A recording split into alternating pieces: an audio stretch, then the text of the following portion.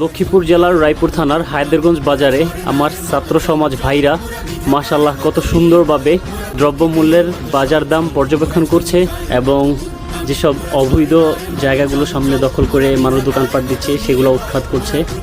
স্বাধীনতাটা তো আসলে এমনই হওয়া উচিত, যেখানে প্রত্যেকটা মানুষ পাবে স্বাধীনতার স্বাদ এবং প্রত্যেকটা মানুষ পাবে তার ন্যায্য অধিকার এবং প্রত্যেকটা মানুষ তার মনের ভাষা এবং সে যাতে স্বাধীনভাবে চলতে পারে। স্বাধীনতাটা তো এমনই হওয়া উচিত। ইনশাল্লাহ আমাদের এই ছাত্র সমাজ ঠিক এমন স্বাধীন একটা বাংলাদেশী গড়ে তুলবে, যেখানে আপনি আমি সবাই আমরা সকলেই থাকবো স্বাধীন।